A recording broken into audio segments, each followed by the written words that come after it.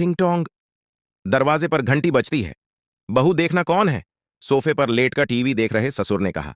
माया kitchen से निकलकर दरवाजा खोलती है। हाँ जी, आप कौन? महिलाओं की स्थिति पर एक सर्वे चल रहा है, उसी की जानकारी के लिए आई हूं। दरवाजे पर खड्ड ही महिला ने जवाब दिया। कौन है बहू? पूछते हुए ससुरजी बाहर आ जाते हैं। महिला, बाऊजी सर्वे करने आई हूं, घनश्याम जी। हाँ पूछिए। महिला, आपकी बहू सर्विस करती हैं या हाउसवाइफ हैं? माया हाउसवाइफ बोलने ही वाली होती है कि उससे पहले घनश्याम जी बोल पड़ते हैं। घनश्याम जी, सर्विस करती है। किस पद पर हैं और किस कंपनी में काम कर रही हैं? महिला ने पूछा। घनश्याम जी कहते हैं, वो एक नर्स है जो मेरा और मेरी पत्नी का बखूबी ध्यान रखती है। हमारे उठने से लेकर रात के सोने तक का हिसाब बहू के पास होता है। ये जो मैं आराम से लेटकर टीवी देख रहा था ना, वो माया की बदौलत ही है।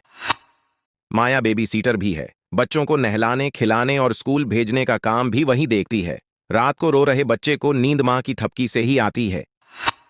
मेरी बहू ट्यूटर भी है। बच्चों की पढ़ाई की जिम्मेदारी भी इसी के कंधे पर है। घर का पूरा मैनेजमेंट इसी के हाथों में है। रिश्तेदारी निभाने में इसे महारत हासिल है। मेरा बेटा एयर कंडीशन्ड ऑफिस में चैन से अपने काम कर पाता है तो इसी की बदौलत। इतना ही नहीं, ये मेरे बेटे की एडवाइजर भी है। ये हमारे घर की इंजन है, जिसके बगैर हमारा घर, तो क्या इस देश की रफ्तार ही थम जाएगी? बाऊजी, मेरे फॉर्म में इनमें से एक भी कॉलम नहीं है जो आपकी बहू को वर्किंग कह सके।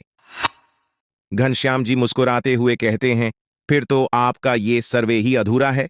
महिला, लेकिन बाऊजी, इससे इनकम तो नहीं होती है ना? घनश्याम जी कहते हैं, अब आपको क्या समझाएं? इस देश की कोई भी कंपनी ऐसी बहुओं को वो सम्मान, वो सैलरी नहीं दे पाएंगी।